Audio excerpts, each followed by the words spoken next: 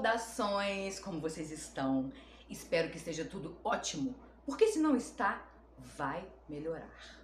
Neste vídeo eu vou contar uma história sobre o Teatro Maipo. Bom, é um teatro assombrado? Vamos lá. Em 7 de maio de 1908, há quase 112 anos, foi inaugurado na cidade de Buenos Aires um teatro. Localizava-se no que se chamava o elegante bairro de Buenos Aires, no coração do que é hoje o centro da cidade. Mais precisamente na Rua Esmeralda, número 400. Ele foi batizado com o nome de Scala. Era luxuoso, caro e, devido às figuras que apreciavam, a maioria delas lindíssimas dançarinas ou cantoras, geralmente francesas. A partir de 1915, passou a ser chamado de Esmeralda, nome que manteve até 1922, quando foi adquirido por Humberto Cairo. Foi ele quem lhe deu o nome de Maipo, supostamente inspirado no vale e no vulcão de mesmo nome localizado no Chile, de onde ele era natural. Para vocês terem uma ideia de como que o lugar já passara assim, por várias mudanças. Bom, funcionários, visitantes, atrizes, atores, convidados, diversos deles relatam conviver com fantasmas, principalmente o de Cáceres e de Hadrizano.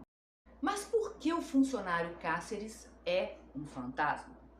Luiz Efraim Cáceres era um chileno que trabalhava no teatro e morava em um hotel próximo.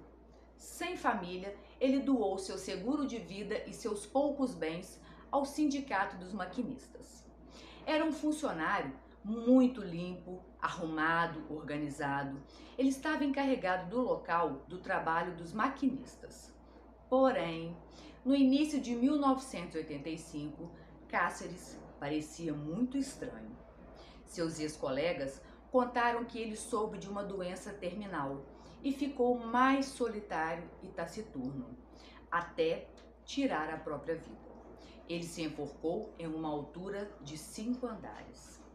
Um colega conta que você não percebe o que está acontecendo lá em cima, explica Horácio, enquanto aponta com o dedo o local exato onde o corpo sem vida apareceu. Foi ali.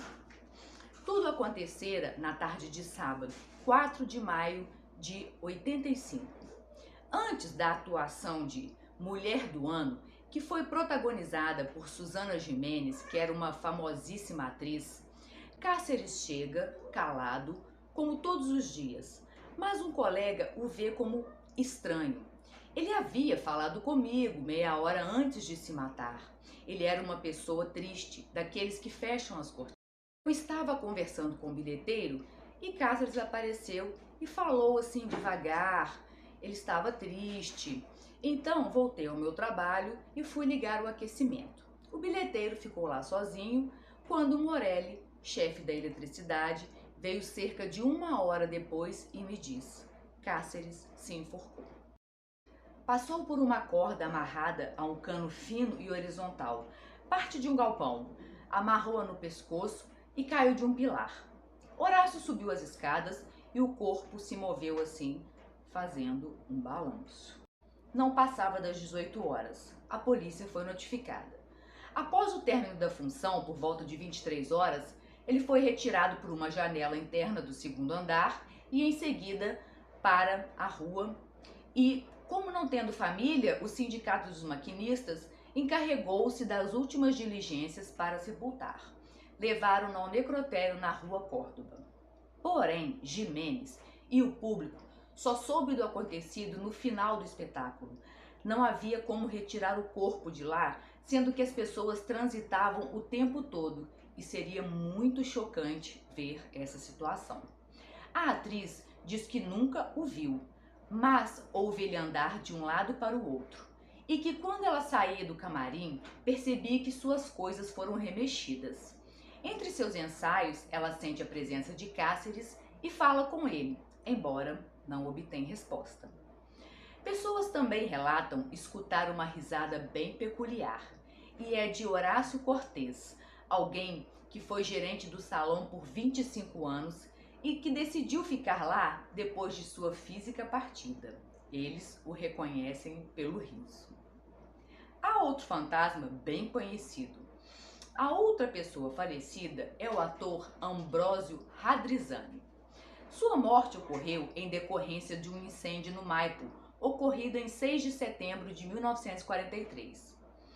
Hadrizzani voltou a entrar no teatro que estava pegando fogo porque havia esquecido o envelope com seu salário no camarim. Ele morreu queimado e sufocado pela fumaça, tornando-se o outro fantasma. Naquela noite, 3 pessoas morreram na catástrofe, né? Mas o teatro fechou suas portas por mais ou menos 2 meses para a recuperação. Fumagalli tem uma linguagem bastante técnica ao falar de seu trabalho, um jeito calmo, sintético e racional de dizer. Porém, ao descrever o dia em que ficou sozinho no Maipo, parece estar contando um romance de suspense. Senti a presença de Cáceres quando trabalhei na cabana de cima. Estava trabalhando só e parecia que tinha alguém do lado, ou a porta se abria e entrava numa corrente de ar. O lustre no meio se movia e não havia vento algum lá. Todos nós vemos isso e quem vê primeiro avisa. E coisas estranhas acontecem conosco. O microfone falha ou outras coisas acontecem com os artistas. Às vezes, as coisas desaparecem. Você deixa os objetos num lugar e eles aparecem em outro. Cortez lembra que um dia estava no palco com Norma Alejandro e Alfredo Alcon. Estava no camarim com um assistente de direção. Descemos e Alfredo explicou. Eu estava conversando com... E quando ele se virou, não havia ninguém. Norma tinha certeza de que era Cáceres quem aparecia. Houve também uma situação bastante intrigante. Cris Miró, ela foi a primeira vedete transexual que brilhou no Maipo. Nino Patalano, que era proprietário em 94, conta que a todo tempo o empresário passou por inúmeras situações na sala, mas nunca conseguiu ver nenhum de seus fantasmas. No entanto, ele teve sua própria experiência particular. No dia 1º de junho de 1999, quando a vedete morreu às 2h10 da madrugada em uma clínica de Buenos Aires. Do outro lado da cidade, Patalano trabalhava no seu gabinete teatral. Ele estava com um amigo e lembra muito bem do momento e relata. Há um longo corredor que dá acesso ao outro escritório, onde trabalhava Campana, o administrador do Maipo. E Campana diz, chegou alguém. Então ele disse, vou lá para atender, mas não tinha ninguém. Quando ele voltou, o telefone toca e eles dizem, Lino, temos que lhe dar uma má notícia. Cris Miró acabou de falecer. E sobre a aparição de Hadrizzani, a atriz indicou que eu gosto muito dele, pois sempre sou a primeira a chegar no camarim. Me arrumo, coloco música, sei lá, eu não estou sozinha. Quem trabalha no Maipo sabe que na verdade é Cáceres quem mete o dedo no botão do elevador e vai para o 5º andar. Embora já experientes, não deixam de se surpreender com a história do Cáceres. Segundo o historiador e jornalista Carlos Swalter, alguma coisa assim o nome, em seu livro Teatro Maipo, 100 anos de história nos bastidores, essas aparições seriam almas em dor, intimamente ligadas no campo teatral. Apesar de cético, ele destacou os relatos de testemunhas que falam da presença amigáveis, mas ao mesmo tempo perturbadoras.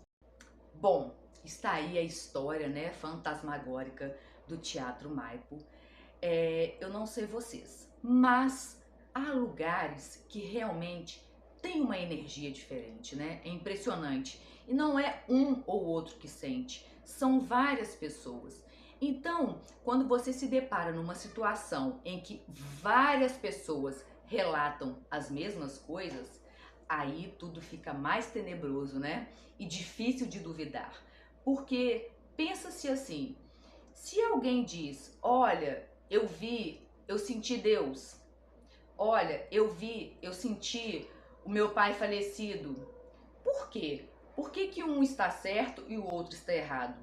porque ambos não estariam certos. Se o Maipo tem ou teve fantasmas, ele brilha de qualquer forma até hoje.